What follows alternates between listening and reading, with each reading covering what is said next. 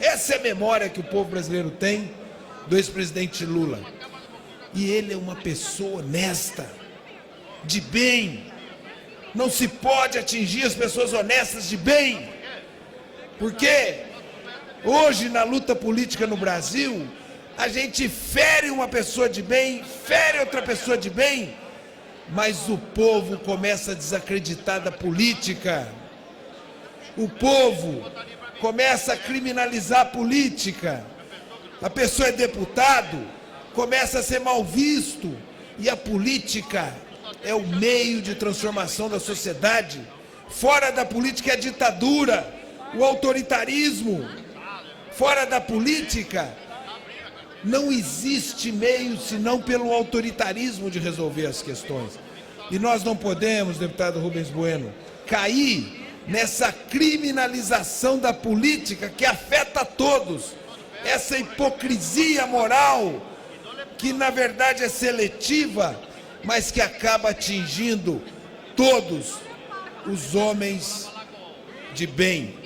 Que há pessoas na política que não fazem com honra essa tarefa, existem, mas nós não podemos ser seletivos e não podemos também criminalizar as pessoas sem provas.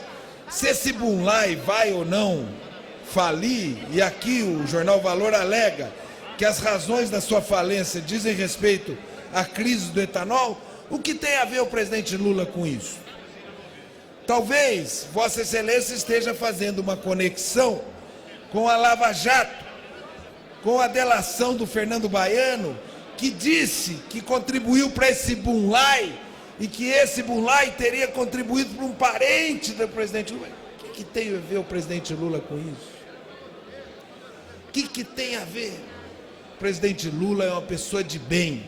Eu fui secretário da Habitação de São Paulo. Quando secretário da Habitação de São Paulo, eu fui chamado pela prefeita Marta Suplicy. E o que disse a prefeita Marta Suplicy para mim? Paulo, tem um empresário que está pedindo dinheiro em seu nome em São Paulo. Tomando conhecimento, eu fui ao então querido advogado, ministro depois, Tomás Basso, Márcio Tomás Basso. Tomei um conselho com ele. Márcio, o que eu faço? Ele falou, Paulo, fique longe dessa pessoa. Não faça nada. Fique longe dessa pessoa. Foi como ele me recomendou. E eu creio que muitos aqui tiveram pessoas que usaram seus nomes para obtenção de favores, de privilégios, e usaram o nome das pessoas. Por isso, eu venho a essa tribuna dizer que o presidente Lula é uma pessoa honrada. O presidente Lula está na memória do povo brasileiro como quem fez um governo que mudou para sempre a vida desse país. Mas ele está na memória de uma pessoa de diálogo, uma pessoa de diálogo com a oposição, uma pessoa de diálogo com os partidos, uma pessoa de diálogo com as instituições. Eu quero aqui dizer que quando o presidente Fernando Henrique escreve no seu livro que fora comunicado que havia corrupção na Petrobras, eu reconheço que foi um gesto de honestidade. Um gesto de honestidade. Porque ele, quando escreveu, nestas circunstâncias, ele está dizendo: a corrupção na Petrobras não começou no governo do presidente Lula, é anterior. E também não acredito que tenha começado no governo do presidente Fernando Henrique. O Sigiac Uec dizia que ali a coisa era feia na Petrobras. Todas as empresas de petróleo do mundo, pelo poder que têm, elas são empresas que sempre atraem interesses poderosos, e esses interesses entram em conflito e tem problemas. Por isso, eu quero aqui, deputado Rubens Bueno, com quem eu tenho admiração, respeito e trânsito, dizer, eu acho que a fala de Vossa Excelência em relação ao presidente Lula é uma fala, na minha opinião, uma fala que não tem correspondência. O que querem, na minha opinião, é tirar o presidente Lula da disputa de 2018. E se querem tirar o presidente Lula da disputa de 2018, tem que fazê-lo no povo. Tem que fazê-lo no debate político. Tem que fazê-lo de maneira correta. Vamos debater ideias. Vamos colocar as nossas divergências.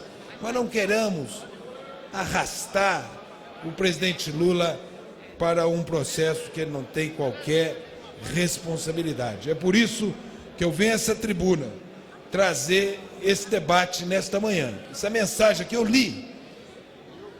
Crise do etanol pode quebrar os bulais. Não fala do presidente Lula, não fala. Portanto, a ligação que Vossa Excelência fez, na minha opinião, nós não devemos prosseguir por esse caminho. Esse caminho é o caminho daqueles que vão levar toda a política para o buraco. A Itália levou todos os políticos para o buraco. 20 anos de crise e foi administrada por um barão dos meios de comunicação que levou a Itália mais para o buraco ainda. Por isso, nós temos que defender a atividade política, nos livrar daqueles que são os maus políticos, mas não fazer a lógica da criminalização da política. E é por isso que eu venho a essa tribuna defender o nosso querido ex-presidente Luiz Inácio Lula da Silva. Muito obrigado. Presidente, eu fui citado várias vezes. Gostaria que me desse pelo menos... Pois não, deputado Rubens. Não, um pouco. Senhor presidente, o deputado Paulo Teixeira vai à tribuna e acha que somos seletivos nas nossas denúncias. Eu fico com a seleção do ministro Joaquim Barbosa, que deu no mensalão e na prisão dos principais líderes do PT, a começar do seu presidente. A seleção que faço é do Sérgio Moro, onde está preso novamente o tesoureiro nacional do PT. Então esta é a seleção que nós fazemos, em defesa do interesse público, do dinheiro público, daqueles que pagam imposto. Na matéria cita várias vezes a amizade do presidente Lula com o seu Bulay, várias vezes cita o nome de Lula como amigo e cita também os filhos de Lula que faziam reuniões e negócios no escritório do seu Bulay. Por que é que então o PT não votou a convocação do seu Bulay na CPI dos fundos de pensão? Essa é a pergunta que fica. Por isso, mais uma vez, reafirmar o compromisso com o povo brasileiro. Com relação ao Paraná, o Paraná tem um Tribunal de Contas, tem uma Assembleia Legislativa, tem um Ministério Público Estadual, com jurisdição própria, e cabe a cada um de lá cumprir o papel. Só não imagine que o deputado Paulo Teixeira queira aqui censurar a minha atuação como deputado federal e representante do povo do Paraná. Para falar como líder, deputado Arthur Maia, de Solidariedade. Presidente, só uma questão de ordem. Presidente, deputado Longas. Regimental, artigo 74, presidente. Pois não, questão de ordem. Só uma observação que eu queria fazer, presidente. Questão de ordem ou observação? É questão de ordem só. Que é a questão seguinte. Nesse momento, quando o deputado Paulo Teixeira fez a referência e citou um colega deputado, várias vezes as pessoas citam colegas deputados, mas não fazem uma citação pejorativa. Ele fez referência a ele porque ele havia se pronunciado nessa tribuna. Não caberia, nesse caso, a cedência de um tempo novamente para o deputado. Apenas esse registro do artigo 74, parágrafo 7º. A sessão do julgamento, se deve ou não conceder, pertence à presidência pelo que depende do debate. Próximo, deputado Arthur Maia, pela Solidariedade. Senhor presidente, senhores e senhoras deputados, eu quero trazer o conhecimento desse plenário que na tarde de ontem foi realizado, em função de um requerimento apresentado por nós, uma audiência pública aqui no âmbito da Comissão do Trabalho para tratar das obras da ferrovia Oeste-Leste que liga o estado de Goiás até o Oceano Atlântico. Pelo menos esse é o projeto da ferrovia. Essa ferrovia, senhor presidente, é a principal obra do governo federal no estado da Bahia. E a complementação dessa ferrovia está justamente na construção do chamado Porto Sul, entre os municípios de Ilhéus e Itacaré, na Bahia, que será justamente a via de escoamento de tudo aquilo que for transportado por essa ferrovia. E nós esperamos que quando esta linha férrea vier a ficar pronta, nós esperamos que possa ser transportado pelos seus trilhos a grande produção de soja do oeste da Bahia e o minério de ferro de Caetité. Para se ter uma ideia, senhor presidente, desta situação atual, esta obra que é dividida em vários lotes, tinha a sua previsão inicialmente colocada pelo governo do presidente Lula para o ano de 2013. Nós estamos em 2015 e ontem o presidente da Valec, que veio em função da nossa reunião à Comissão do Trabalho, disse que a expectativa agora é que esta obra seja concluída em 2018, portanto, com 5 anos de atraso. Mas é importante se dizer que não existe nenhuma certeza de que esta obra será de fato concluída em 2018, porque nesse momento a obra está praticamente paralisada. Mas o interessante, senhor presidente, senhoras e senhores deputados, é que esta obra da FIOL, que inclusive tinha um valor estimado inicial de 5 bilhões, de 4 bilhões e meio, e passou para 6 bilhões e meio, portanto, com um acréscimo de quase 50% do seu valor, esta obra, nesse momento, está praticamente paralisada. E foi mostrada durante a campanha da presidente Dilma no ano passado como uma das grandes realizações desse governo. A impressão que o eleitor tinha, sobretudo aqueles que não vivem naquela região, é de que a ferrovia já estava funcionando, que ela já estava servindo a economia do nosso país. Isso é mais um capítulo do estelionato eleitoral que a presidente Dilma fez, porque no ano passado a obra estava pronta, agora a obra está paralisada, com a demissão de milhares de trabalhadores, muitos dos trabalhadores até poucos dias atrás, sem receber o salário, porque o governo deixou de pagar as empresas e as empresas não deixaram de pagar os trabalhadores, e por aí vai. E não bastasse tudo isso, senhor presidente, o tal do Porto Sul, cuja responsabilidade pela liberação das vias ambientais coube ao governo da Bahia em 9 anos do incompetente governo do senhor Jacques Wagner e mais um do seu antecessor do PT, até hoje.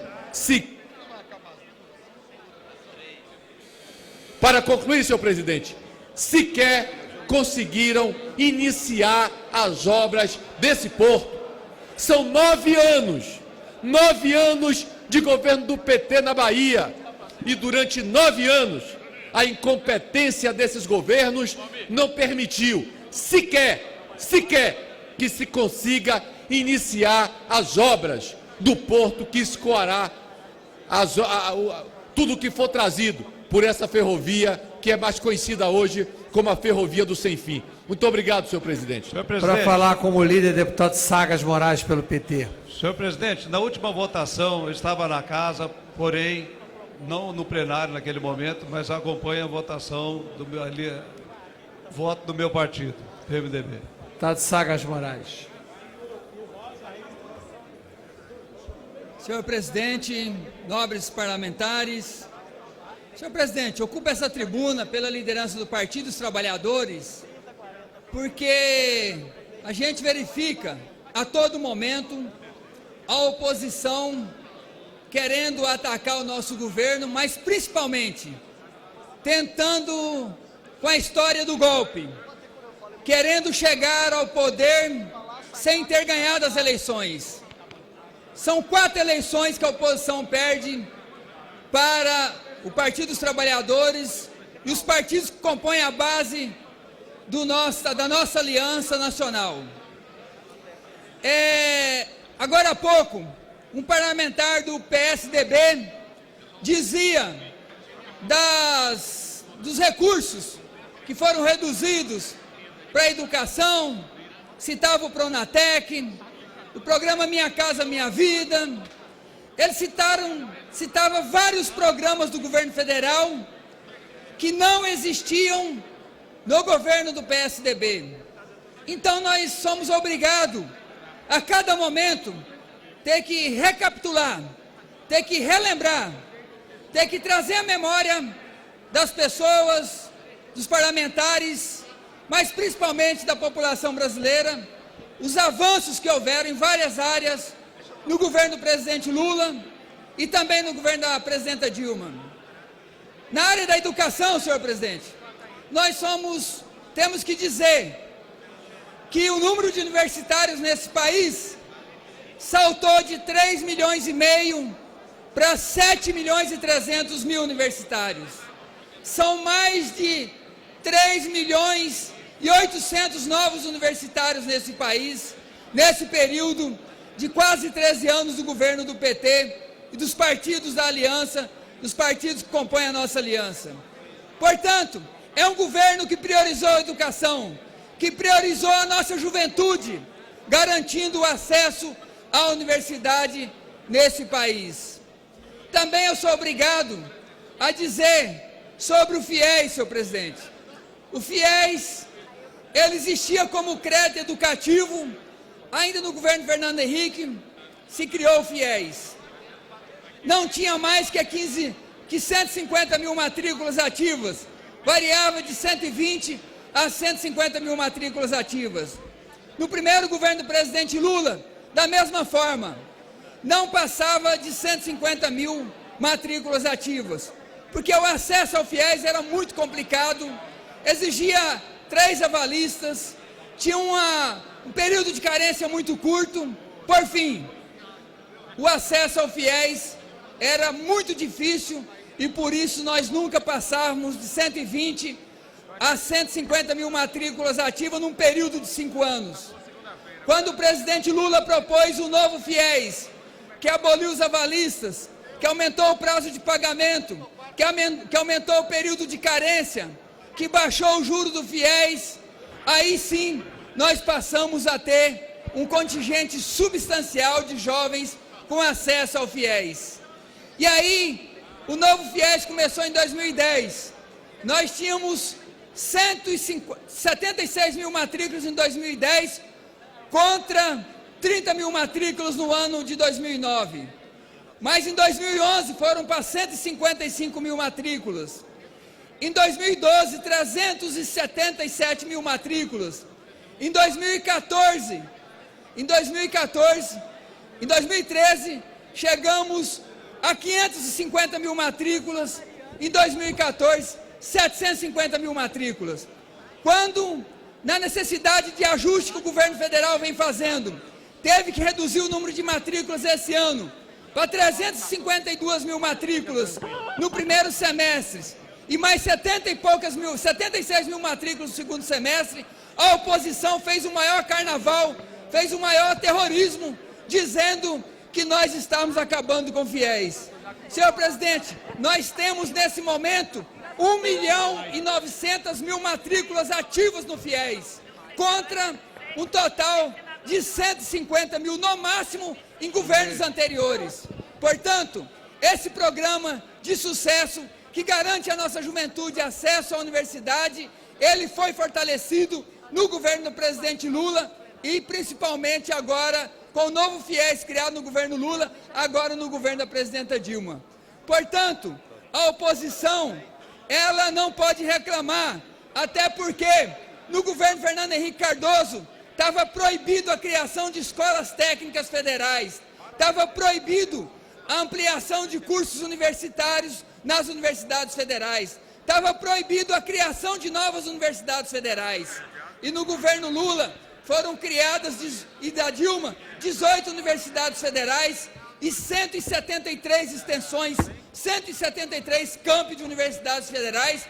E vou citar, em Mato Grosso, no município de Sinop, nós temos 11 cursos que foram criados de 5 anos para cá.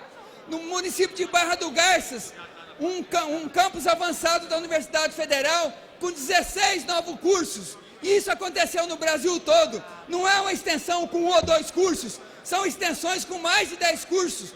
Praticamente uma nova universidade. 173 extensões. Mas as escolas técnicas federais, que estavam proibidas a criação de novas escolas técnicas federais por decreto. E por decreto também foi proibido a criação de cursos profissionalizantes nesse país. Aí, só em 2000, no governo do presidente Lula, 214 novas escolas técnicas federais, que passou a se chamar institutos federais, porque destinou metade das vagas para cursos técnicos e a outra metade para cursos superiores. Mas também nós tivemos, no governo da presidente Dilma, mais 208 escolas técnicas federais, 208 institutos federais. No total, entre o governo Lula e presidenta Dilma, 422 novas escolas contra 140 em 100 anos de existência da fundação da primeira Escolas Técnicas Federais. Mas aí também, esse mês, estamos comemorando 12 anos do Bolsa Família, um programa que reduziu a desnutrição nesse país, um programa que reduziu significativamente a mortalidade infantil, um programa que, além de levar a condição de combate à fome, além de eliminar a fome do povo brasileiro, que hoje tem 14 milhões de famílias, não 14 milhões de pessoas, 14 milhões de famílias que têm acesso ao Bolsa Família. Esse programa foi responsável de tirar mais de 36 milhões de pessoas da extrema pobreza. Como eu já disse, é um programa que exige algumas condicionalidades. Na área da saúde, a mãe precisa de fazer o pré-natal, a vacina da criança tem que estar em dia, a criança tem que passar por consultas periódicas. E na educação, é acompanhada a frequência escolar dessas crianças. Com isso, é um programa que vai além de um programa de combate à fome, mas é um programa cidadão, é um programa que garante às nossas crianças, aos nossos jovens, o acesso à educação e o acesso à saúde. Mas também, senhor presidente, eu quero dizer que através do programa Bolsa Família, nós temos a primeira geração de crianças sem fome nesse país. Nós temos a primeira geração de brasileiros sem fome nesse país. Portanto, a oposição, ela vem fazendo as suas críticas, vem querendo dar o golpe, vem querendo interromper esse governo que dá certo, e aí vai ter que interromper através do voto, na democracia, porque nós não vamos admitir, a sociedade brasileira não vai admitir a possibilidade do golpe. Ainda tem o programa Minha Casa Minha Vida. Aí eu pergunto, qual era o nome do programa do PSDB de habitação popular? Ninguém lembra, porque não existia programa de habitação popular no governo do PSDB, no governo das oposições. Esse programa Minha Casa Minha Vida já foi responsável, conclui agora com mais de 3 milhões e 700 mil casas, e é um programa que continua ainda. O salário mínimo é o melhor salário mínimo dos últimos 30 anos da história desse país. Daqui a pouco a nossa presidenta Dilma vai estar ali sancionando a lei dos lotéricos, que a oposição dizia que o governo federal estava contrário à defesa dos lotéricos concessionados. Agora a presidenta Dilma daqui a pouco estará sancionando a lei dos lotéricos. E para encerrar, dizer que ontem foi foi divulgado que o senhor Fernando Henrique Cardoso admitiu o que todos já sabiam, os escândalos da Petrobras no seu governo. Ainda bem que ele admitiu exatamente nesse momento, para que a oposição não possa usar do falso moralismo aqui nessa casa para dizer que qualquer ato de corrupção começou nesse governo. E muito pelo contrário, a questão... Conclui, deputado. Só para concluir, senhor presidente. A questão da corrupção na Petrobras, em qualquer outro órgão, não foi inventada pelo Partido dos Trabalhadores, não foi inventada por nenhum governo.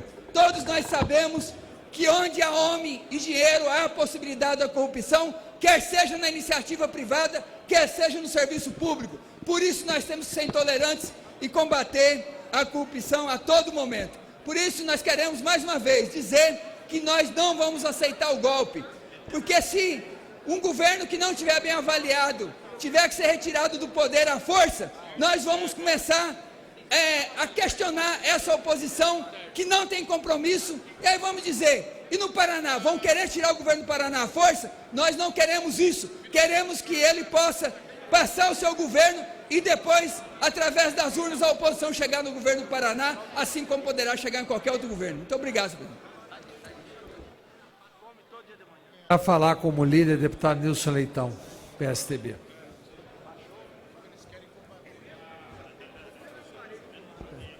Nilson Leitão não está aí? Bom, vamos... Próximo item, item número 3, projeto de lei 959-A/2003, a Comissão de Legislação Participativa, discussão em turno único do projeto de lei 959-A/2003, que dispõe sobre a regulamentação das profissões de técnico, de estética e de terapeuta esteticista, tendo parecido as comissões de trabalho, administração e serviço público, pela aprovação deste, do número 998-2003, 1824-2003, 1862-2003, T80504, apensados com o substitutivo relator, deputado Luiz Antônio Fleury. Há sobre a mesa requerimento retirada de pauta 2, do líder do governo, Zé Guimarães, e do líder democratas, Mendonça. Sendo que o requerimento do líder do governo, se aprovado, significa para inclusão na ordem do dia 17 de novembro de 2015. Há consenso sobre isso? Acho que senhor presidente. 17 de novembro, daqui a pouco menos de um mês, né? Acho que é o tempo que a gente precisa de poder construir um acordo em torno desse projeto tão importante. Há consenso, sim. Há consenso? Há consenso. Em votação, requerimento de retirada de pauta e inclusão na ordem do dia 17 de novembro de 2015. Calma, presidente. Bom, deputado Frank. Presidente. Só um instante. Então, perfeito. Só consultando aqui a consultoria e o Democratas aquece com o requerimento. Repetindo, em votação, requerimento retirada de pauta e inclusão na ordem do dia 17 de novembro de 2015 do PL 959/2003. Os que forem favoráveis, permaneçam como se acham. Aprovado. Senhor presidente. Nilson Leitão, pela liderança do PSDB. Senhor presidente, nós evitamos de fazer alguns debates ontem e hoje, mas foi uma semana em que o Brasil tem cobrado várias respostas. Mais do que isso, o governo federal e a presidente da República, ela tem se posicionado nas últimas 2 semanas como se ela fosse presidente de um outro país e como se ela não estivesse envolvida ou envolvido o seu governo nos escândalos que o Brasil e o mundo têm assistido. A presidente Dilma adotou uma estratégia de desafiar a sociedade brasileira, desafiar a classe política, desafiar os poderes, em dizer que ninguém poderia julgá-la, ninguém poderia atacá-la, porque a moral dela é uma moral ilibada, porque ela não está envolvida em nenhum tipo de crime. Ninguém aqui gosta de acusar pessoalmente ninguém. Agora é óbvio que essa postura da presidente Dilma é, no mínimo, hipócrita, quando ela está sim envolvida com tudo que deu de errado na Petrobras. Ela foi presidente de um conselho, ela foi ministra da Casa Civil, ela foi a mãe dos assuntos ligados à energia e à Petrobras no Brasil durante muito tempo. Ela foi a gestora do PAC, de forma direta e indireta, a mãe do PAC.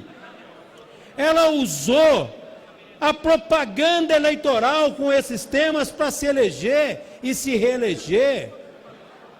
Todos os assuntos que foi matérias de campanha eleitoral são matérias de página policial.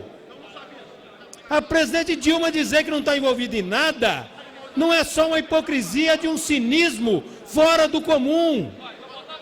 A presidente Dilma, que disputa uma eleição E o que o seu arrecadador de campanha, quem busca o dinheiro para fazer campanha, está preso, o primeiro, o segundo e talvez o terceiro, que poderá ir também, dizer que não está envolvido em nada. Uma presidente que disputa a eleição, representando um partido político, e tem 2 presidentes presos do seu partido, dizer que não está envolvido em nada. Ou seja, olha, eu não fui lá buscar o dinheiro errado, me trouxeram ele aqui, por isso eu não tenho culpa. A presidente Dilma está envolvida de corpo, de alma, política, partidária, de gestão, em toda a corrupção que está envolvendo o Brasil. O Partido dos Trabalhadores tem 2 pesos, 2 medidas, sim, em tudo. Em tudo. O discurso não casa com as atitudes. O discurso não casa com o relatório do deputado Luiz Sérgio da Petrobras. Ou o juiz Moro está equivocado em tudo. Ou a PGR está equivocada em tudo. Ou a Polícia Federal está equivocada em tudo. O Petrolão e a Lava Jato é a mesma coisa. É o mesmo tema. Como que pode produzir um relatório como produziu o PT? Vocês acham que convenceram alguém? Podem aprovar aquele relatório aqui no Congresso, mas a sociedade brasileira reprovou aquela atitude, como reprovou outras. A presidente Dilma dizer para a imprensa internacional que tem harmonia entre os poderes. Qual harmonia, presidente Dilma? Qual harmonia que temos? A sua base não consegue aprovar nada. Estão batendo cabeça aqui todo dia. O vice-líder do governo, a presidente Dilma, pedindo o afastamento do presidente da Câmara. O delator, ex-funcionário indicado da presidente Dilma, vai lá e denuncia o presidente Renan do Senado. Qual a harmonia que está tendo? Harmonia nenhuma, harmonia zero. Não tem harmonia nenhuma. O governo do PT criou um sistema de corrupção e está jogando lama em todos. Até aqueles partidos que se colocam a favor da sociedade de forma mais séria, acabam se envolvendo de forma involuntária, porque o sistema está envolvendo todo mundo. O sistema está apodrecendo todo mundo. O sistema criado pelo PT para se manter no poder. O sistema de comprar tudo e comprar todos. O Brasil está apodrecendo seus poderes devido ao mandato do PT durante esses anos. A hipocrisia está no governo. O melhor jeito de resolver a situação econômica do Brasil, o melhor jeito de não ter projetos como aquele de ontem, em que muitos tiveram que debater se a universidade pública deve cobrar pela pós-graduação, pelo mestrado. Sabe por que estava debatendo isso ontem, deputado Moroni? Porque o PT quebrou as universidades públicas. O PT quebrou. E as universidades públicas que querem continuar fazendo mestrado, dando doutorado aos seus professores e à sua comunidade, tem que cobrar. Porque senão não tem, as 2 opções é ter ou não ter. Porque o PT quebrou as universidades públicas, assim como quebrou o FIES, assim como quebrou o Pronatec, assim como quebrou a dona de casa e o assalariado e o operário. A única saída é a saída da presidente Dilma, que com certeza é o mal maior, é o grande mal desse país e que deve ocorrer o mais rápido possível para o Brasil não continuar sangrando, para o operário não continuar sendo desempregado, para a empregada doméstica não continuar sendo desempregada, para que a economia não continue falindo a família brasileira. Essa semana foi uma semana em que o marqueteiro do PT atuou de novo. Foi a presidente Dilma lá para fora comprar aviões, talvez não consiga pagar. Talvez não consiga pagar. Está comprando o quê? Não está conseguindo cumprir com o orçamento brasileiro. Não está conseguindo cumprir com os municípios brasileiros. Não está conseguindo cumprir com a educação, com a saúde, com a segurança, com a infraestrutura, com a vida do dia a dia de cada brasileiro. Não adianta ela subir num caça lá na Suécia e dizer que está comprando avião e dar uma entrevista daquela. Isso é obra de marqueteiro, mas não é obra necessária para a vida do brasileiro. O que está faltando para a presidente Dilma é um pouco mais de brasilidade, é o sentimento de cidadã, é o sentimento de fato de quem ama a pátria e ama o seu povo, e na posição dela de presidente teria que ser mais acima de qualquer brasileiro. Ao contrário, ela empobrece cada vez mais esse sentimento e os valores que o brasileiro e a família brasileira defende. Para falar como líder, deputado Heráclito Forte. Senhor presidente, está todo mundo querendo saber se vai haver consolidação da... Consolidação vai haver. Eu ainda vou tentar, enfim, ainda tem mais 2 pautas aqui. Se esgotando o líder, eu vou levar. Pela ordem, presidente. Presidente, Vossa Excelência sabe também que nós temos uma comitiva de oficiais que foram lá em São Paulo ver aquele fato grave que houve entre a Polícia Militar e a Polícia Civil, e nós gostaríamos que Vossa Excelência pensasse até relevasse na questão da ausência deles hoje. Deputado Heráclito Forte. Quantos líderes ainda, hein? Senhor presidente, Senhores, senhores Tem deputados, ele mais um, tem 2 líderes. os fatos se sucedem no país e muitas vezes nós não temos a oportunidade de repercutir a gravidade de um que eu vou relatar aqui agora, e que era de estarrecer a nação, de estarrecer esse plenário, independente de partido, independente de qualquer coloração ideológica. O presidente do Tribunal Superior Eleitoral indicou como observador das eleições da Venezuela o advogado Nelson Jubim, ex-deputado federal, constituinte, ministro da Justiça, presidente do Supremo Tribunal Federal, ministro da Defesa, e um homem acima de qualquer suspeita neste país. Para surpresa de todos nós, o presidente Maduro da Venezuela vetou essa indicação, numa desmoralização ao nosso país. Ainda bem que o presidente do Tribunal Eleitoral, ministro Dias Toffoli, se negou a substituí-lo. Pois bem, a orientação era de que o indicado fosse um argentino. A Argentina não tem nada a ver com isto. Mas o Brasil precisa se colocar de maneira mais clara com relação a isso. Senhor presidente, isso está virando brincadeira. Semana passada nós recebemos aqui para a visita nesta casa um ex-presidente da Colômbia, o senhor Samper, que veio aqui nos dizer o que é democracia e ameaçar, os jornais divulgaram, que se o Brasil tomasse uma medida segurada pela democracia, segurada pela Constituição, que é o impedimento da presidente, nós iríamos sofrer sanção com relação à participação nos organismos internacionais da região. Mas Sua Excelência não disse nada a respeito das providências que a Unasul, da qual ele preside, tomou com relação à prisão do prefeito de Caracas.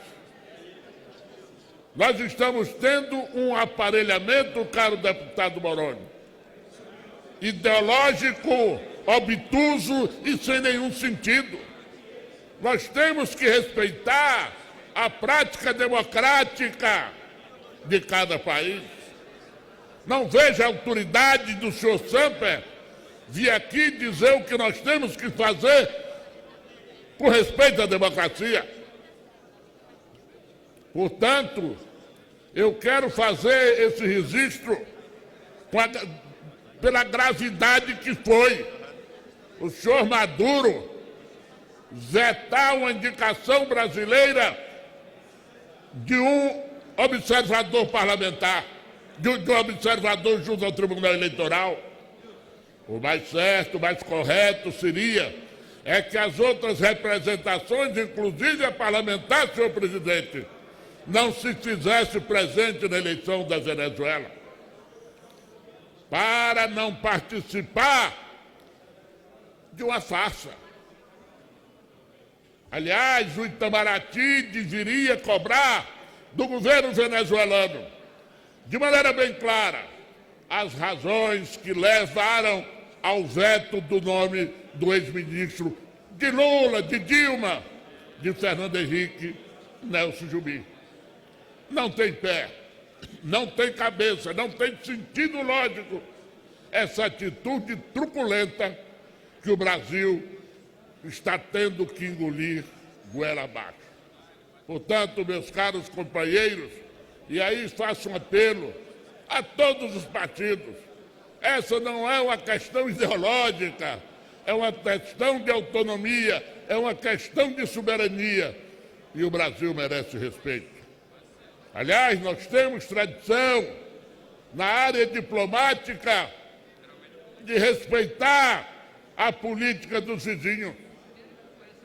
E não é um gesto que até demonstra, quem sabe, desespero do atual presidente venezuelano, que irá mudar a rota brasileira de compromisso com a democracia. Faço esse registro, senhor presidente, no momento em que peço que seja encaminhado ao presidente do tribunal, senhor Dias Toffoli, congratulações pela corajosa atitude de não substituir a indicação feita do ex-ministro Nelson Jobim. Muito obrigado. Deputada Elisiane Gama, pelo Rede. Senhor presidente, senhoras e senhores parlamentares, eu gostaria, num primeiro momento aqui, de trazer a minha tristeza e indignação pelo que foi o fechamento da CPI da Petrobras. Nós passamos 8 meses na CPI, fizemos várias viagens, várias diligências, e ao final nós tivemos um relatório pífio, um relatório sem os elementos constantes de tudo aquilo que deveria acontecer, que fosse, por exemplo, os indiciamentos, as recomendações necessárias. Parte do relatório foi simplesmente designada para desqualificar a corrupção dentro da Petrobras, argumentando, por exemplo, que esse é um problema que vem sendo investigado desde 1955. E aí parecia, então, ser até normal aquilo que nós acompanhamos e vimos de perto aqui, inclusive todo o povo brasileiro. Ao mesmo tempo, também, boa parte do relatório foi simplesmente designado para questionar, por exemplo, a delação premiada, para questionar outros tipos de informações que, aliás, foram muito bem utilizadas pelo juiz Sérgio Moro. E aí, então, nós tivemos um relatório incompatível, fazendo valer, infelizmente, aquilo que está no inconsciente popular, que é toda CPI acaba em pizza. Nós deixamos, por exemplo, de ouvir na CPI o Paulo Okamoto, nós deixamos de ouvir na CPI o Palocci.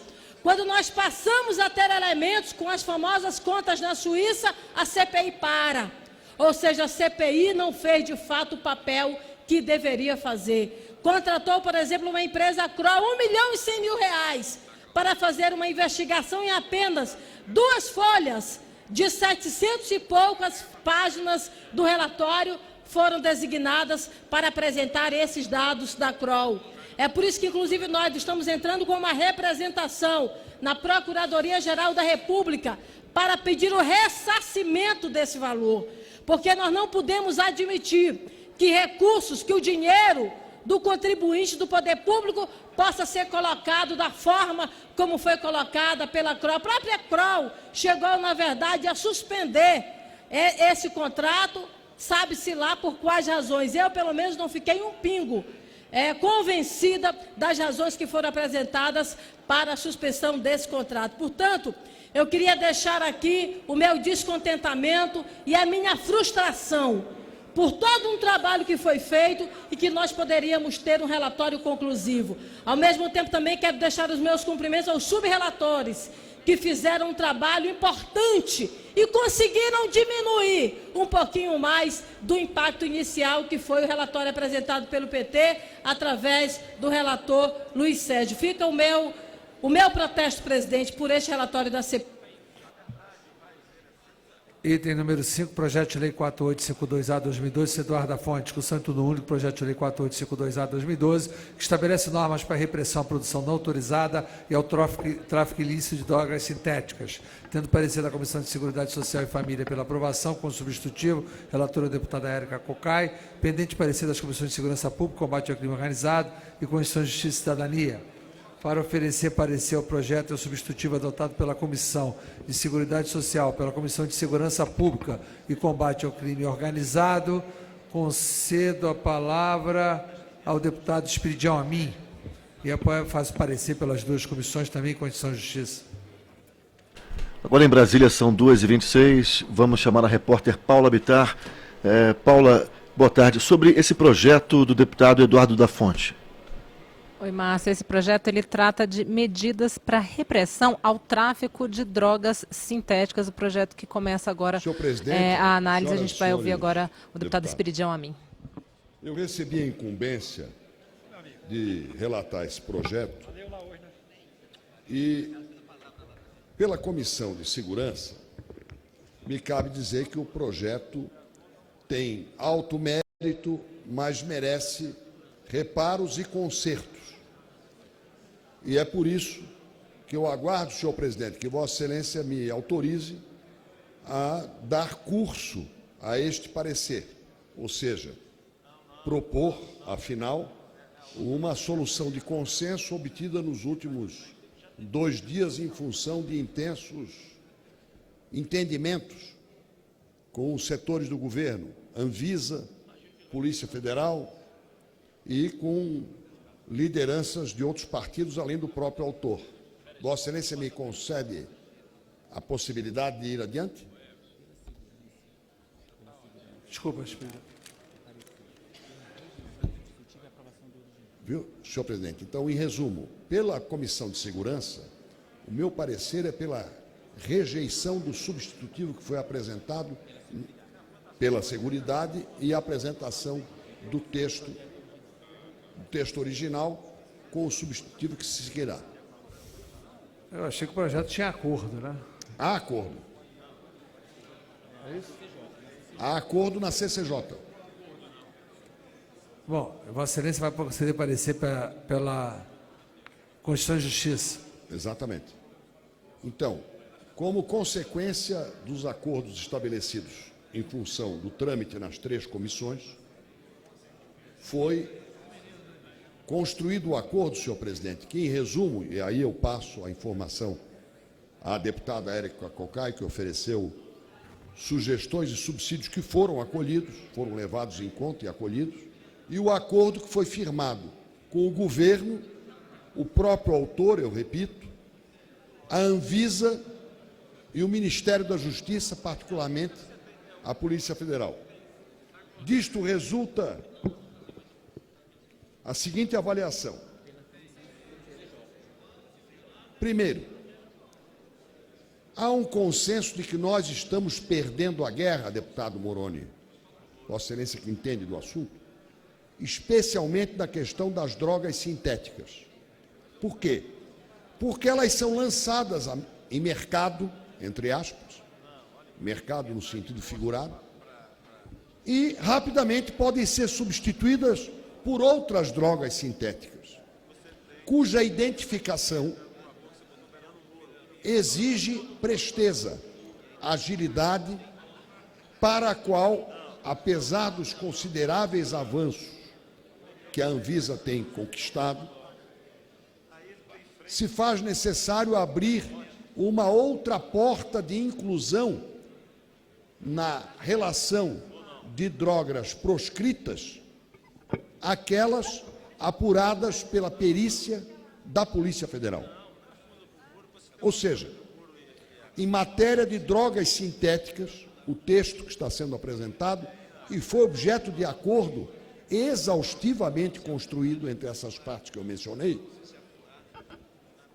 Em síntese, nós temos a definição do que é a droga sintética, e atribui-se cumulativamente à Anvisa e ao Ministério da Justiça, através do Departamento de Polícia Federal, o suprimento de informações na lista de drogas proscritas, ou seja, drogas que poderão ensejar. Primeiro, a apreensão da droga.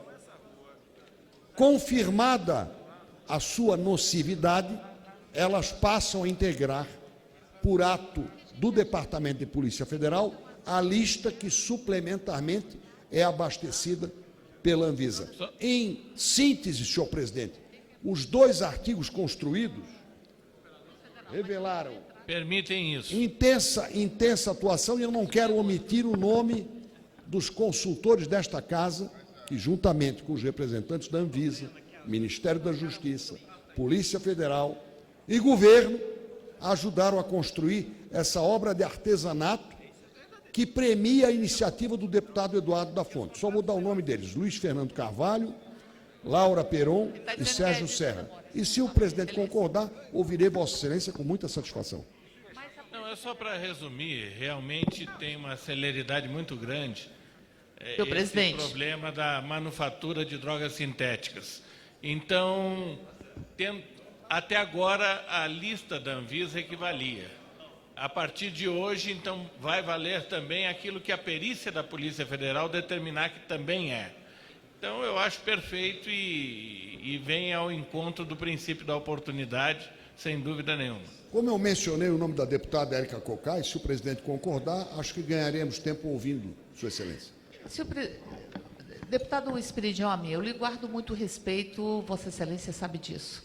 A intenção, no relatório que foi ofertado e foi elaborado sob minha responsabilidade, nós estabelecemos que a quem cabe definir o que é realmente uma droga com os malefícios que podem levar com a sua ingestão. A quem cabe definir se uma substância ou várias substâncias que compõem um produto provocam não dependência e provocam não malefícios à saúde. No nosso entendimento, este é um olhar que cabe à Anvisa, porque cabe à Anvisa, pela sua própria Constituição, pela sua própria função precípua, defender ou definir quais são as substâncias que devem ou não ser consumidas pelo povo brasileiro, provocando ou não qualquer sorte de malefícios. Então, portanto, a intenção do nosso substitutivo foi estabelecer exatamente isso, que cabe à Anvisa esta definição.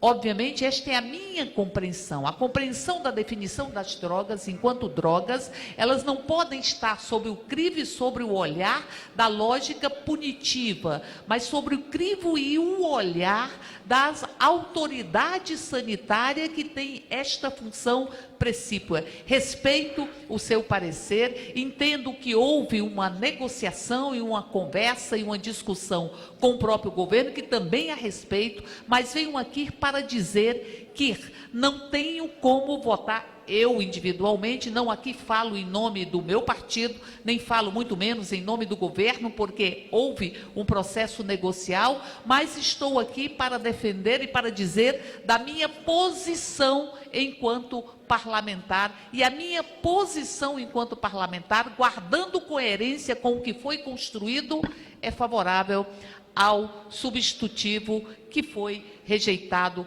no seu parecer. Deputada Érica Cocai, o respeito é recíproco e o apreço igualmente. Mas eu devo lhe dizer que eu tinha dúvidas sobre a intenção inicial do projeto. Hoje eu não tenho mais dúvida nenhuma. Avaliando o último relatório apresentado no Foro Internacional a respeito do desempenho da Anvisa, eu não tenho dúvida de que a Agência Nacional de Vigilância Sanitária tem como foco a saúde. Em países como, por exemplo, os Estados Unidos, quem cuida da saúde se divide em duas partes.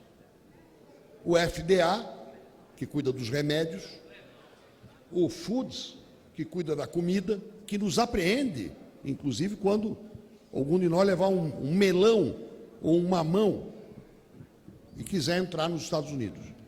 E quem cuida de droga é outro, porque droga que gera dependência não cuida da nossa saúde. Ela tem sim conexão, porque os princípios ativos da maconha, por exemplo, podem subsidiar um remédio. Mas quem cuida é o DEA. E ele não só apreende, como prende. Então, nós que não temos ainda esse método sofisticado, deputado Roberto Brito, eu não tenho dúvida que nós vamos chegar no seguinte, Vossa Excelência que é médico, e apreciando aí a presença do deputado Eduardo da Fonte, eu não tenho dúvida de que a matéria é muito complexa. Quero reiterar que a intenção do autor é emprestar dinâmica a um assunto que não pode ficar sob o resguardo nem da corporação, nem, vou dizer aqui ousadamente, nem do excesso de cautela. Para trancar uma droga, não se precisa da cautela que é necessária para liberar um remédio. Já imaginou o que é liberar um remédio para consumo do povo? Liberar um remédio significa garantir que aquilo vai fazer bem à sua vida, vai ajudar a curá-lo. Para trancar uma droga, bastaria a suspeita para apreendê-la. E para transformá-la em objeto de contravenção ou de crime, basta a segurança da perícia. Essa é a diferença. Por isto se construiu essa dicotomia no suprimento da lista do pecado. O pecado pode ser atestado pela Anvisa e pode ser atestado por quem fica lá representando quem está na fronteira, segurando a carne de pescoço que circula pelo Brasil. O deputado Eduardo da Fonte nos lembrou uma reportagem da televisão, do Globo, que mostrava o seguinte: um pacote de cal, que poderia ser maconha ou cocaína, viajou pelo Brasil e só foi apreendido na volta por acaso. Então, para concluir, droga sintética entra e sai do mercado com velocidade diferente da velocidade empreendida por uma substância derivada de um produto natural. Deputado Amin, Pompeu de Matos aqui, presidente. Então, o que eu quero dizer... Eu queria dar uma sugestão, presidente. Eu preciso ordenar o debate, senão nós estamos extrapolando demais o horário. Uma sugestão de encaminhamento, presidente. Deixa, por gentileza, deputado Pompeu, deixa ele concluir o relatório. O meu relatório, muito singelo, é fruto de um entendimento que não desautoriza a Anvisa. Que fique bem claro. E durante o debate nós tomamos conhecimento do crescimento do respeito internacional às ações da Anvisa. Mas ela não tem a vocação, essa é a opinião minha, de vir a cuidar de droga. Mais cedo ou mais tarde, nós vamos ter que ter uma agência voltada para isto. Mas eu não posso, nem o deputado Eduardo da Fonte, nem eu, pretendemos criar uma agência. Mas acho que o governo vai ter que criar, porque nós estamos perdendo esta guerra. Pela velocidade com que se produz, pela velocidade com que se renova e inova, quando se trata de droga sintética. Quem aprendeu química orgânica, e eu me lembro das minhas aulas na segunda série do ensino médio, com dois grandes professores, o padre João Alfredo Rohr e com um professor de São Paulo chamado Max Gewertz, que elaborava os livros de problemas de química. Basta a cadeia de carbono, basta mudar a cadeia que você tem uma outra droga, um outro objeto de tipificação. É esse objeto de tipificação que nós temos que dar celeridade para enquadrá-lo na lista dos proscritos. O projeto do deputado Eduardo da Fonte, portanto, e encerro, conseguiu, graças a este acordo, que não foi fácil, construído, eu repito, com o Ministério da Justiça, liderança do governo, Anvisa, Polícia Federal e a perícia da Polícia Federal também, está resumido e contido em 2 artigos singelos que asseguram, primeiro, a preservação das atribuições da Anvisa e adicionam à Polícia Federal a possibilidade de, primeiro, determinar a apreensão e, segundo, proscrever, transformar em proscrito um exemplar de droga sintético recém-lançado no mercado, antes de se cumprirem os elementos que constituem o protocolo natural e desejável que a Anvisa tem que cumprir. Era isso, presidente. Por isso, pela aprovação do substitutivo que foi oferecido ontem, assinado por mim e fruto do acordo. Muito obrigado. Passa-se a discussão da matéria.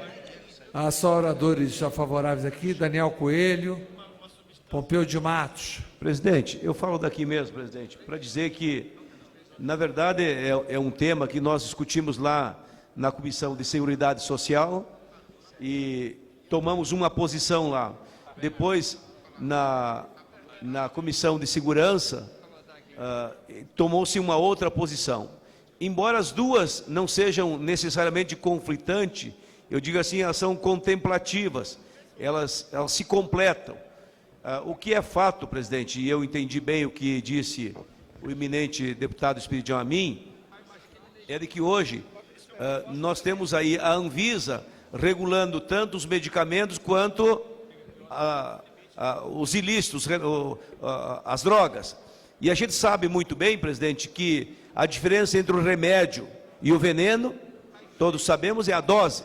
Um remédio em grandes quantidades é veneno, um veneno em pequenas quantidades administrado é remédio. Então, verdadeiramente nós temos nessa dicotomia. Agora, na questão das drogas sintéticas, e o deputado Moroni veio aqui e me deu alguns argumentos, nós já trabalhamos junto na CPI do narcotráfico, e o senhor foi o relator, eu fui subrelator, vivenciamos ali o que é a questão da droga, que droga é coisa do diabo, mas é feito por gente, e cada vez tem-se maior criatividade, e cada vez as drogas sintéticas são melhor e mais elaboradas, elas criam alternativas, elas são camaleonas, elas vão mudando de jeito, de forma, de fórmula, de conteúdo, como diria o doutor Brizola, e aí a Anvisa, o poder público, não acompanha a mesma velocidade. Então eu não acho ruim que a Polícia Federal, ao seu modo e a seu tempo, possa acompanhar através da análise laboratorial, nem tampouco a Anvisa. Eu acho que na medida que ficar nos dois, eu diria assim, nós estaremos nos ajudando, nos completando e, consequentemente, nós vamos ter maiores e melhores instrumentos para fazer o enfrentamento contra a droga. Então, nesse contexto, eu acho que nós vamos ter, presidente, um avanço, e é por isso, então, que nós, da bancada do PDT, concordamos com o acordo já, ou seja, reafirmamos o acordo feito e vamos votar a favor sem absolutamente nenhum problema. Voltando a repetir, presidente, droga é coisa do diabo, mas é feita por gente e nós é que somos responsáveis, então, para fazer o contraponto, fazer o enfrentamento. E a gente tem que se organizar para vencer os bandidos, que eles cada vez inovam mais, têm mais criatividade para criar novas drogas, e nós temos que ter a velocidade também para saber fazer o enfrentamento. E esse é um instrumento importante. Obrigado. Orador contrário, Glauber. Davidson Magalhães. Damião Feliciano. Major Olímpio. Favorável, Rocha, Elisiane Gama, Caio Nárcio, Domingos Sábio. Declaro encerrada a discussão. Passa-se a votação, encaminhamento de votação. Contrário, Glauber, Davidson Magalhães. Favorável, Daniel Coelho, Caio Nárcio. Encerrado o encaminhamento. Em votação, o substitutivo oferecido pelo relator da Comissão de Constituição, Justiça e Cidadania. Aqueles que forem pela aprovação, permaneçam como se acham. Aprovado. Estão prejudicados a proposição inicial e o substitutivo da Comissão de Seguridade Social e Família. Em votação, a redação final. Aqueles que forem pela aprovação, permaneçam como se acham. Aprovado. A matéria vai ao Senado Federal. Declaro encerrada a ordem do dia. Apenas uma informação, presidente. Ontem eu me manifestei nessa tribuna sobre a atitude que eu considero absurda do presidente do Senado de tomar para si, individualmente, a condução da rejeição das contas da presidente Dilma do ano 2014 no tribunal e que, obviamente, tem que ser apreciada pelo Congresso Nacional. A Constituição, no artigo 166, é clara. As contas têm que ser encaminhadas à comissão mista.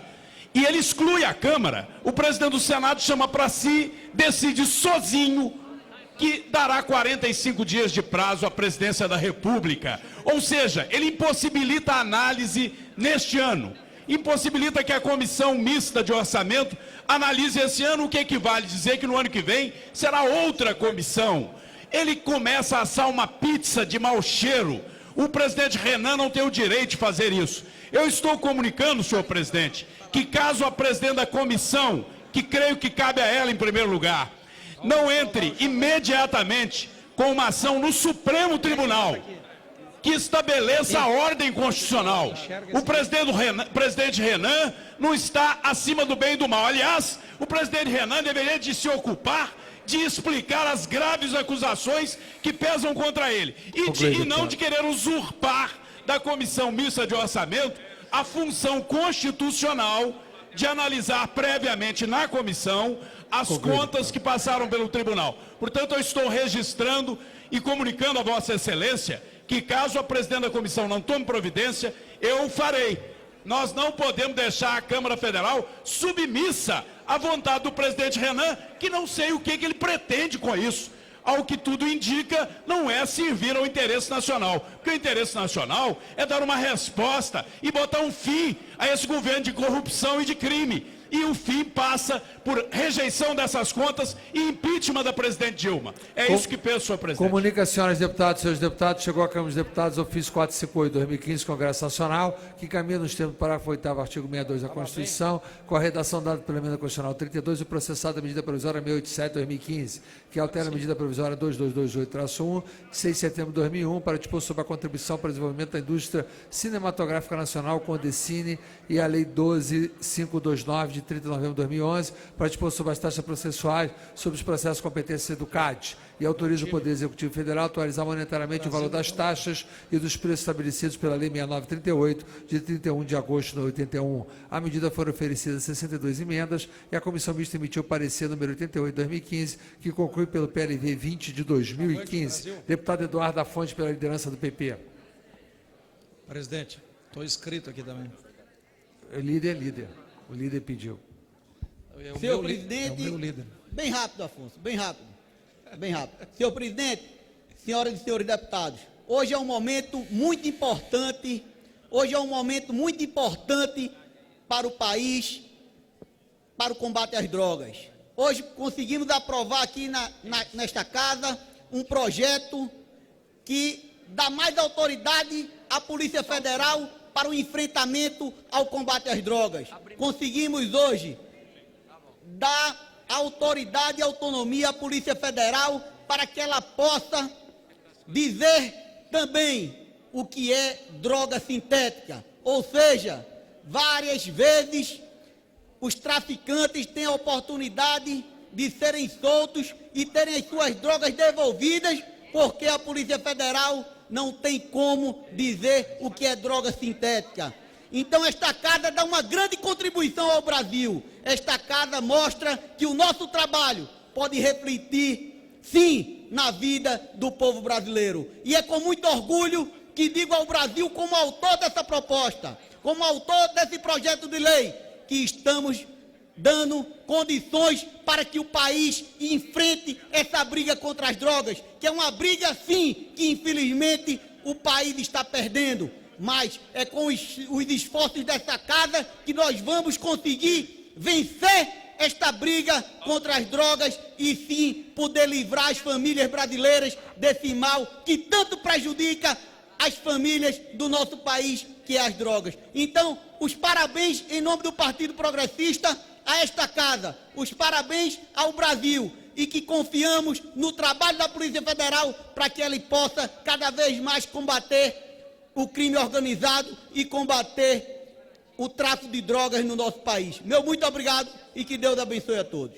Deputado Afonso Ram, continuando o tempo da liderança do PP. Obrigado, presidente. Eu venho à tribuna e com muita honra, até porque o Grêmio Esportivo Brasil, a camiseta que trago aqui, com este distintivo, que é o nosso chavante, conquistou neste final de semana um jogo em Fortaleza, um jogo heróico, porque havia vencido lá na Baixada, lá no Bento Freitas, venceu por 1-0, conseguiu o empate, está classificado para a Série B.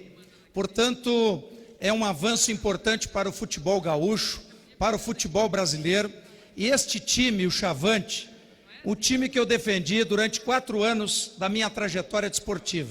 Aliás, eu fui profissionalizado e ganhei essa camisa lá da torcida, né, onde tem inclusive o nosso nome. Mas eu queria homenagear também um goleiro que se destacou, que foi o herói dessa partida, que é o Eduardo Martini. Mas junto com ele, todos os atletas que se dedicaram, como o Márcio Ram, como também o Leite, como tantos atletas, não só os que estavam em campo, de todas as competições, a comissão técnica. Nós temos um treinador, Rogério Zimmermann, que está há 3 anos no clube. E nós subimos da 2ª divisão para a 1ª divisão do Campeonato Gaúcho, fomos campeão do interior em 2014, entramos na Série D, classificamos para a Série C nesses últimos 2 anos e agora classificamos para a Série B.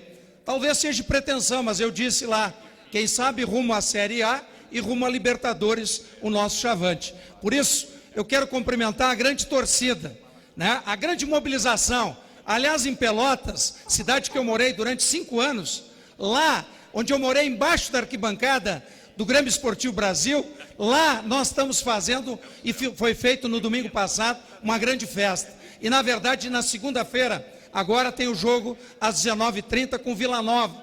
E depois, na outra segunda-feira do feriado, aqui em Goiás, né, para decidir a semifinal, e inclusive buscando o título da série C, já estamos garantidos para a Série B. Por isso eu queria finalizar dizendo, né, e cumprimentando inclusive a diretoria. Nós temos lá um amigo, o Montanelli, que é diretor, o Ricardinho, nosso presidente, e eu queria fazer uma homenagem ao futebol brasileiro, homenageando este time, porque todos sabem que este time houve um acidente há poucos anos atrás, onde faleceu o Milar, o nosso centroavante, faleceram os atletas, faleceu parte da comissão técnica, muitos jogadores não puderam jogar mais, inclusive o Derlei, meu colega, encerrou a carreira nesse time, que também é meu colega, nosso colega, deputado federal, e defendeu essas cores, e foi o último time. Falo aqui emocionado, mas na verdade, né, há uma festa no sul do país, há uma festa no município de Pelotas, há uma festa no Rio Grande do Sul e, consequentemente, estamos aqui comemorando. Só para finalizar, eu queria também cumprimentar, além dos times que vão disputar, de Grêmio e Inter, a Série A, nós teremos na Série B o Chavante, como eu disse, e o ano que vem, em 2016, o Juventude e o Ipiranga de Erechim, que também subiu para a Série C. E na Série D, disputando o Lajadense e o Caxias. Por isso, gostaria da publicação, né, na nossa casa, nos meios de comunicação, inclusive a Voz do Brasil, difundir esse feito e cumprimentar a grande torcida, a grande nação Chavante, o Grêmio Esportivo Brasil. Muito obrigado. Presidente.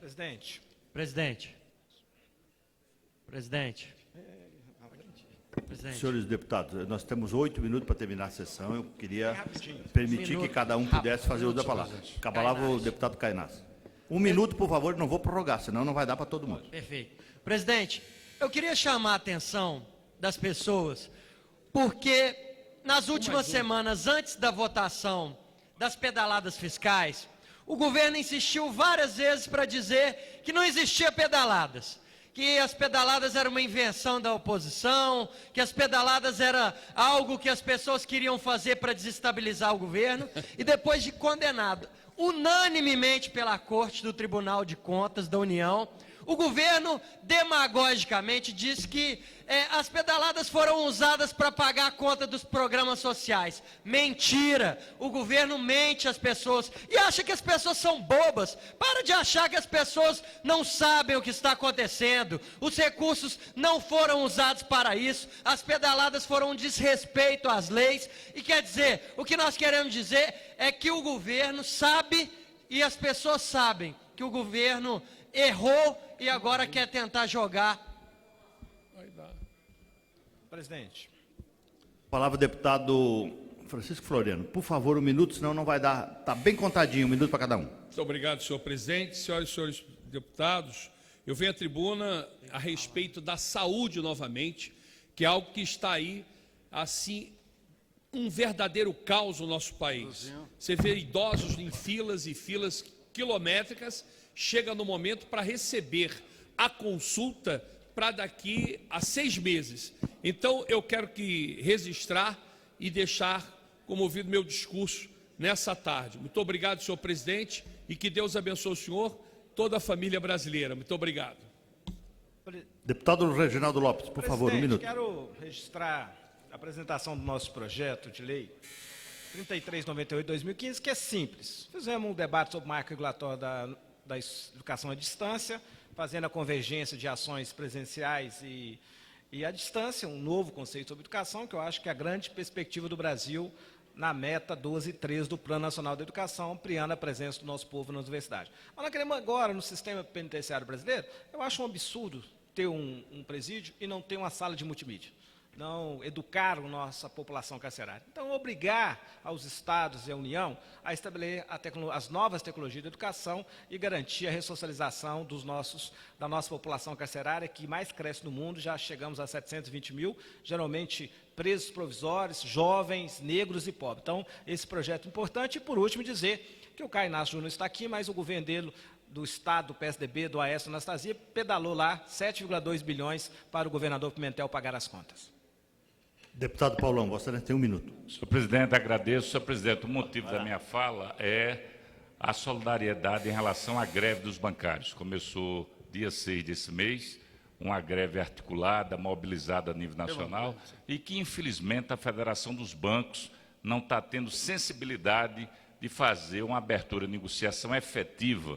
E, nesse ponto, eu destaco a mobilização, a organização, a competitividade dos sindicatos bancários de Alagoas, que tem como presidente o companheiro Jairo. Aqui no plano nacional a gente tem referência, né? O ministro Bezoini surgiu inicialmente dessa luta dos sindicatos bancários de São Paulo, a deputada Érica Cocai, também do movimento sindical aqui em Brasília. Uma categoria fundamental, um segmento financeiro, mesmo nessa realidade econômica que a gente está atravessando, foi o que mais ganhou no Brasil. Infelizmente, não faz a transferência para a atividade laboral, ou seja, os trabalhadores. Então, a nossa solidariedade aos bancários do Brasil. Deputado Silas Câmara. Senhor presidente, fazer um registro importante. Essa semana, no Senado Federal, tivemos uma audiência pública que trouxe para o debate o governo federal, transversalizando o Ministério do Transporte, o Ministério do Meio Ambiente, FUNAI, que infelizmente não compareceu, para tratar da BR-319, senhor presidente.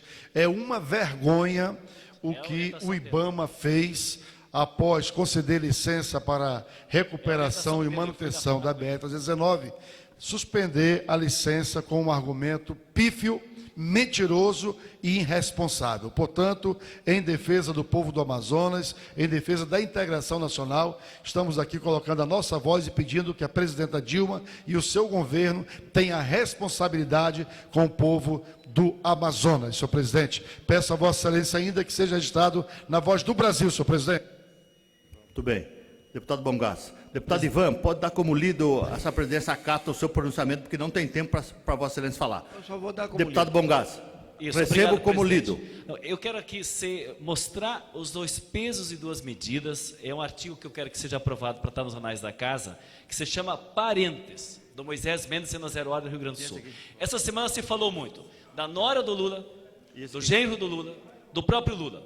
E se dizia aqui que uma integrava o conselho do grande banco que quebrou, outro que comandava a Agência Nacional do Petróleo, outro que era integrante do conselho de 2 grandes bancos. E o artigo do Moisés Mendes, ele fala exatamente o seguinte: estas figuras da nora, do filho, do genro existem, mas não são da família do Lula. Todos esses casos são da família do Fernando Henrique Cardoso. Então, eu quero, presidente, que isso seja transcrito, que seja aprovado aqui para divulgar, porque foi uma mentira, uma invenção contra o Lula. Deputado Valmir Assunção. Valmir Assunção. Valmir Assunção. Senhor presidente, só quero registrar que a partir de hoje até o dia 25, o MST está realizando a sua primeira Feira Nacional de Reforma Agrária no Parque da Água Branca, na cidade de São Paulo. Vai ser 4 dias de comercialização de produtos e a gente comercializar em torno de 200 toneladas de alimentos saudáveis, senhor presidente. Era isso. Presidente, senhor presidente, eu quero dar como registrado Issa Abraão. O deputado vai dar como lido, deputado Ivan Valente também como lido. Presidente, só... Nada havendo a tratar, eu vou encerrar os trabalhos. Antes, lembrando que haverá sessão não deliberativa solene, amanhã, sexta-feira, 23 de outubro, às 15 horas, em homenagem ao Dia do Dentista.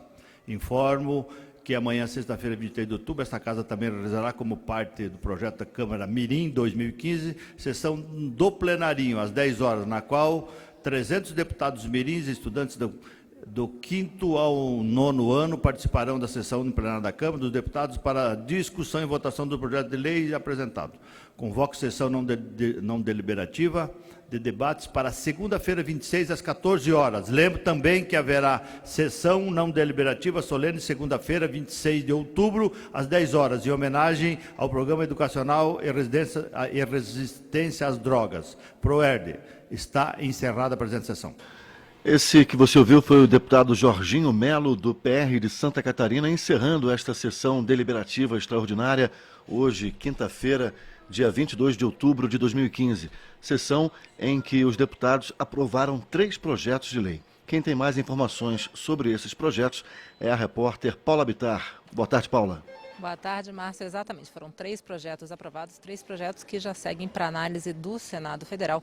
O primeiro deles permite o uso dos incentivos da Lei Rouanet de fomento à cultura também para projetos de turismo e cultura. O outro projeto aprovado torna obrigatória a veiculação de mensagens em produtos de limpeza, mensagens chamando a atenção para os riscos de escassez de água e também para boa utilização da água. A mensagem, de acordo com o texto aprovado aqui pelo plenário, deverá ser: água pode faltar, não desperdice. Produtos de limpeza que tenham a ver com o uso da água, como por exemplo o sabão em pó. E por fim, os deputados aprovaram também proposta que estabelece que, para fim de combater o uso e o tráfico de drogas, as substâncias não precisam fazer parte de lista da Agência de Vigilância Sanitária. A ideia é poder combater, tornar o poder público apto também a combater drogas que ainda que sejam recém-chegadas ao país e ainda não façam parte de nenhuma listagem legal. Lembrando que esses 3 projetos de lei aprovados nessa quinta-feira seguem para o Senado Federal e o plenário encerra, assim, as suas atividades de votação de propostas. Márcio. Obrigado, Paula Bittar. Essa foi a repórter Paula Bittar falando ao vivo, direto do plenário Ulisses Guimarães, sobre esta sessão deliberativa extraordinária que foi encerrada agora há pouco e sobre os 3 projetos de lei que foram aprovados nesta sessão deliberativa extraordinária. Continue acompanhando a TV Câmara e a Rádio Câmara.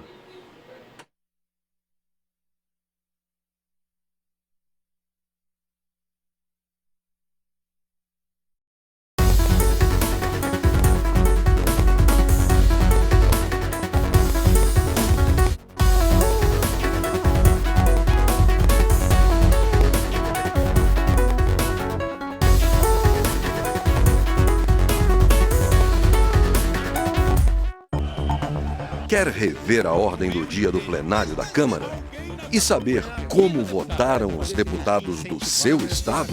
Está iniciada a votação. Nas comissões, acompanhe os debates com parlamentares e convidados sobre temas que interferem no seu dia a dia.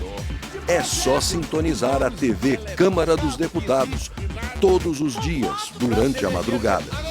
Acompanhe a nossa programação e fique por dentro das decisões mais importantes do Legislativo. Aprovada, a matéria vai à promulgação. TV Câmara dos Deputados. Aqui, tudo é política.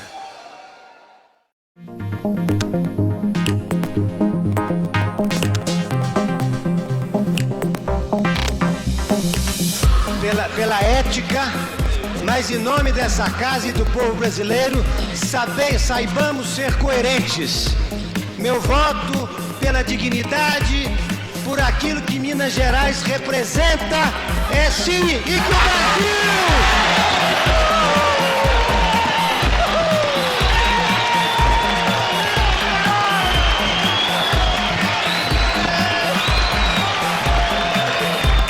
o TV Câmara. Aqui tudo é política.